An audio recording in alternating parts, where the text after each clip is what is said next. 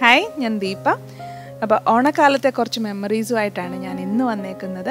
അപ്പോൾ ഇതിലാദ്യം കാണാൻ പോകുന്നത് ആനിക്കുട്ടിക്ക് ഞാൻ 1 വയസ്സിൽ തയ്ച്ച പട്ടുപാവാടയും ബ്ലൗസുമാണ്. ഒരു മയിൽപ്പീലിയുടെ ഫാബ്രിക് പെയിൻറ്റിംഗ് ഒക്കെ ചെയ്തതാണിത്. അപ്പോൾ ഇനി അങ്ങോട്ട് കുറച്ച് ഫോട്ടോസും കാര്യങ്ങളുമാണ് ഞാൻ ഷെയർ ചെയ്യാൻ പോകുന്നത്. എൻ്റെ ഓഫീസ് ടൈമിലെയും വീട്ടിലെയും ഒക്കെ ഓണം എങ്ങനെയായിരുന്നു എന്നുള്ളതാണ് പറയാൻ പോകുന്നത്. ഇനി കാണാൻ പോകുന്നത് എൻ്റെ ഓഫീസിലെ ഓണമാണ്. എൻ്റെ കല്യാണത്തിന് തൊട്ട് മുന്നേ ഉള്ള ഒരു ഓണക്കാലമാണ്. അപ്പം ഞങ്ങളുടെ ഓഫീസ് ഒരു IT ഫേമായിരുന്നു, ഒരു സ്റ്റാർട്ടപ്പ് കമ്പനിയായിരുന്നു. ഞാൻ ജോയിൻ ചെയ്യുന്നത് ഫസ്റ്റ് സ്റ്റാർട്ടിങ്ങിലാണ് ഞാൻ ആ ഓഫീസിൽ ജോയിൻ ചെയ്യുന്നത്. അപ്പം വളരെ കുറച്ച് ആൾക്കാരെ ഉണ്ടായിരുന്നുള്ളൂ. അപ്പം ഞങ്ങളൊരു വീടെടുത്തിട്ടാണ് ഓഫീസ് സെറ്റ് ചെയ്തിരുന്നത്. അതുകൊണ്ട് തന്നെ ശരിക്കും ഒരു ഹോംലി അറ്റ്മോസ്ഫിയർ ആയിരുന്നു. എല്ലാവരും തമ്മിൽ നല്ല ബോണ്ടിങ് ആയിരുന്നു. അപ്പം ഞങ്ങൾ ഓണം അതുപോലുള്ള ആഘോഷങ്ങളൊക്കെ അടിപൊളിയായിട്ട് ആഘോഷിക്കുമായിരുന്നു. അപ്പോൾ ആ ടൈമിലെ കോലമാണ് നിങ്ങളീ കാണുന്നത്.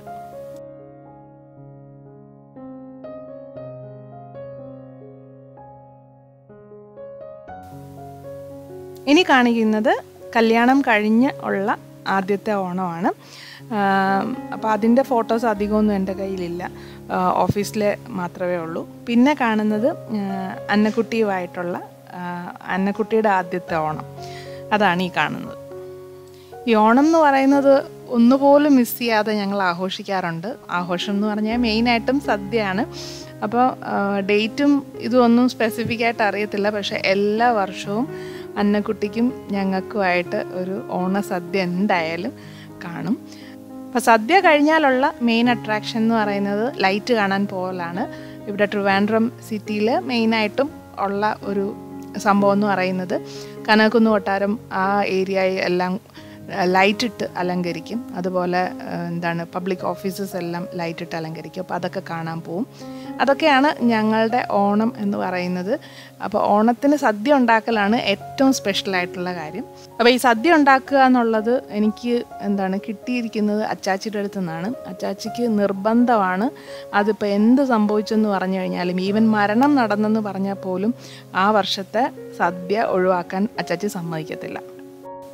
അപ്പോൾ നമ്മുടെ വീട്ടിലുണ്ടാക്കുന്നത് കൂടാണ്ട് അച്ചാച്ചിയുടെ അവിടെ വന്നിട്ടും ഒരു സദ്യ ഉണ്ണൽ ഞങ്ങൾക്ക് എപ്പോഴും കാണും.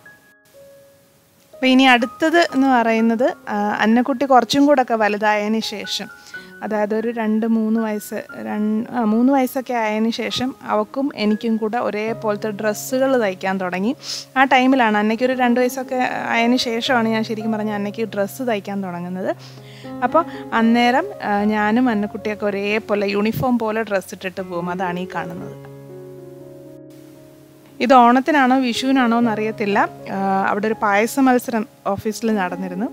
അപ്പോൾ എൻ്റെ പായസത്തിന് അങ്ങനെ വലിയ ടേസ്റ്റൊന്നും ഇല്ലെങ്കിലും അതിൻ്റെ പ്രസൻറ്റേഷനും അതിൻ്റെ ഇൻട്രൊഡക്ഷനും കൊടുത്തതിനെ ബേസ് ചെയ്ത് എനിക്കാണ് ഫസ്റ്റ് കിട്ടിയത്. അപ്പോൾ അതിൻ്റെ ഒരു ഓർമ്മയും ഇതിൻ്റെ കൂടെ ഞാൻ ചേർക്കുന്നു. ഇതാദ്യമായിട്ട് ഞാൻ സെറ്റും മുണ്ടും ട്രൈ ചെയ്ത സമയമാണ്. അന്നക്കുട്ടിക്ക് എനിക്ക് തോന്നുന്നു 1 വയസ്സോ 2 വയസ്സോ ആണെന്ന് തോന്നുന്നു. ആ ടൈമിലുള്ള ഫോട്ടോയാണ്. നല്ലോണം വണ്ണമൊക്കെ വെച്ചിട്ടുണ്ട്. അപ്പോൾ യൂട്യൂബ് വീഡിയോസൊക്കെ നോക്കിയിട്ടാണ് ഞാൻ സെറ്റും മുണ്ട് എങ്ങനെ ഉടുക്കണമെന്നൊക്കെ പഠിച്ചത് കേട്ടോ. ആ ടൈമിൽ തന്നെ അന്നക്കുട്ടിക്ക് തയ്ച്ച പട്ടുപാവാടയും ബ്ലൗസാണ്. ഇതാണ് എനിക്ക് തോന്നുന്നു ഏറ്റവും ആദ്യമായിട്ട് അന്നയ്ക്ക് ഞാൻ തയ്ച്ച ഡ്രസ്സ്. അപ്പോൾ ഞങ്ങളുടെ കല്യാണം കഴിഞ്ഞ ആ ടൈം ആയപ്പോൾ തന്നെ, ഏതാണ്ട് ഒരു 4 വർഷം ആയി കഴിഞ്ഞപ്പോൾ തന്നെ ഓഫീസ് പതുക്കെ ടെക്നോ പാർക്കിലേക്ക് ഷിഫ്റ്റ് ചെയ്തിരുന്നു. ആദ്യം ഞങ്ങൾ സ്റ്റാർട്ടപ്പ് കമ്പനി ആയിരുന്നു, അതിന് ശേഷം ഓഫീസ് ടെക്നോ പാർക്കിലേക്ക് ഷിഫ്റ്റ് ചെയ്തു. ഒത്തിരി മെമ്പേഴ്സ് ആയിരുന്നു ആ ടൈമിൽ.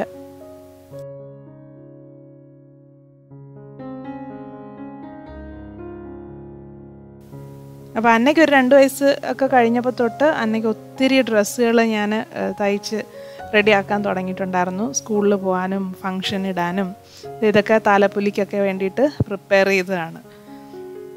അപ്പോൾ അന്ന കുറച്ചും കൂടെ വലുതായതിന് ശേഷം പിന്നെ അത്തപ്പൂ ഇടുന്നതൊക്കെ അന്നയുടെ ഡ്യൂട്ടി ആയി തീർന്നു. ഇതൊക്കെ ഓരോ ടൈമിലെ എൻ്റെ കോലം ആണ്. വണ്ണം വെച്ചും ക്ഷീണിച്ചും ഒക്കെയുള്ള പല സമയത്തെ ഓണത്തിൻ്റെ ഫോട്ടോസാണ്. ഇത് വീട്ടിൽ ഓണം ആഘോഷിക്കുന്നതിൻ്റെ കുറച്ച് ഫോട്ടോസ്. അന്നയ്ക്ക് ഭയങ്കര ഇഷ്ടമാണ് ഈ അത്തപ്പൂ ഇടൽ പരിപാടി. അത് ഇവിടെയും ഇടും, വീട്ടിൽ പോയിട്ട് അവിടെയും ഇടും. ഇത് അന്നയ്ക്കൊരു ഫ്ലവർ അറേഞ്ച്മെൻറ്റ് കോമ്പറ്റീഷൻ ഉണ്ടായിരുന്നു. അന്നേരം ഞാൻ ഉണ്ടാക്കി കൊടുത്ത ഒരു ഉഡായിപ്പ് ഫ്ലവർ അറേഞ്ച്മെൻ്റ് ആണ്. അത് പിന്നെ ഞങ്ങൾ വീട്ടിൽ കൊണ്ടുവന്ന് വെച്ചു.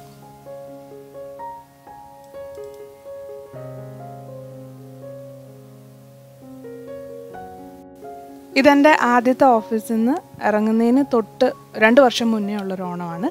ഇതാണ് ഞങ്ങളുടെ ടീം. ഈ ഒരു ടീമിനെ മൊത്തത്തിലാണ് ഞങ്ങളുടെ ഓഫീസിൽ നിന്ന് റെസിഷൻ കാരണം പിരിച്ചു വിട്ടത്. അപ്പോൾ എല്ലാവരും പല വഴിക്ക് പോയി. ഞാൻ ഈ വഴിയിൽ എത്തുകയും ചെയ്തു.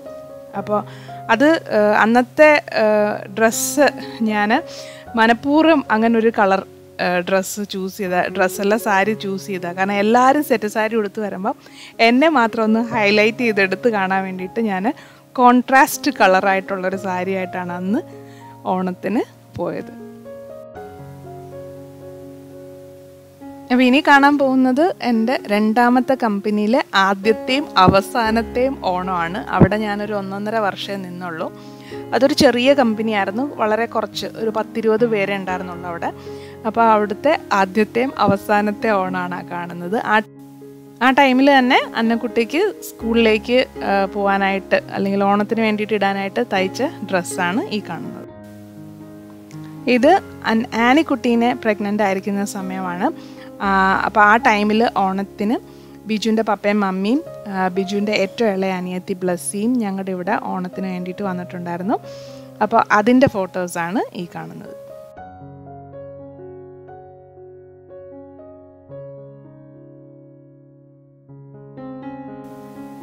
ഇത് ആനിക്കുട്ടി കുറച്ചും കൂടെ വലുതായതിന് ശേഷമുള്ള കുറച്ച് ഫോട്ടോസാണ്. ആനിക്കുട്ടിയുടെ ആദ്യത്തെ ഓണത്തിൻ്റെ ഫോട്ടോസ് ഞാൻ ഒത്തിരി തപ്പി കാണാനില്ല. അപ്പോൾ ഇതെനിക്ക് തോന്നുന്നൊരു 2 വയസ്സ്, 2 വയസ്സ് ആ ടൈമിൽ, 2 വയസ്സായിട്ടില്ല, അതിന് മുന്നേ ഉള്ള ഫോട്ടോസാണ്. ഈ ഡ്രസ്സൊക്കെ അന്ന് തന്നെ പറിച്ച് ദൂരെ കളഞ്ഞു കേട്ടോ അവള്. ഇത് നമ്മൾ ഇങ്ങോട്ടേക്ക് വന്ന്, അതായത് നമ്മുടെ പുതിയ വീട്ടിൽ കയറിയിട്ടുള്ള ആദ്യത്തെ ഓണമാണ്. അന്നക്കുട്ടീനെ ഒരുക്കുന്ന വീഡിയോ ഒക്കെ ഓൾറെഡി അന്നക്കുട്ടിയുടെ ചാനലിൽ തന്നെ പോസ്റ്റ് ചെയ്തിട്ടുണ്ട്. ഇത് നമ്മുടെ ഈ വർഷത്തെ ആവണി ആവട്ടത്തിൻ്റെ ഫോട്ടോസും കാര്യങ്ങളുമാണ് ഈ കാണുന്നത്. അപ്പോൾ ഇനി കാണിക്കുന്നത് എൻ്റെ ബൊട്ടിക്കിലേക്ക് വേണ്ടിയിട്ട്, ഇഷാന കിഡ്സ് എന്ന് പറയുന്ന ബൊട്ടിക്കിലേക്ക് വേണ്ടിയിട്ട് ഓണത്തിന് തയ്ച്ച കുറേ അധികം ഡിസൈൻസും കാര്യങ്ങളുമാണ്. എല്ലാമൊന്നുമില്ല, വളരെ കുറച്ച് ഡിസൈൻസും കാര്യങ്ങളും ഞാൻ കാണിക്കുവാണ്. ഈ വർഷം എനിക്ക് കൊറോണ ആയതുകൊണ്ട് നമുക്ക് മെറ്റീരിയലൊന്നും പുറത്ത് പോയി എടുക്കാൻ വയ്യാത്തതുകൊണ്ട് അധികം ഒന്നും തയ്ച്ചിട്ടില്ല. ഇത് കുറേ തൊട്ട് മുന്നേ ഉണ്ടായിരുന്ന ഓണത്തിനൊക്കെ തയ്ച്ച ഡ്രസ്സുകളും കാര്യങ്ങളുമാണ്. അപ്പോൾ ഇത്രയുമാണ് ഓണക്കാലത്തെ കുറച്ച് ഓർമ്മകളും വിശേഷങ്ങളും എനിക്ക് നിങ്ങളുമായിട്ട് പങ്കുവയ്ക്കാനുണ്ടായിരുന്നത്. അപ്പം നിങ്ങൾക്ക് വീഡിയോ ഇഷ്ടപ്പെട്ടെന്ന് കരുതുന്നു, ബോറടിപ്പിച്ചില്ല എന്ന് കരുതുന്നു. അപ്പം നിങ്ങൾ വീഡിയോ ഇഷ്ടപ്പെട്ടെങ്കിൽ ലൈക്ക് ചെയ്യാനും ഷെയർ ചെയ്യാനും ഒന്നും മറന്നു പോകരുത്. Keep supporting. അപ്പം ഹാപ്പി ഓണം ഇൻ അഡ്വാൻസ്.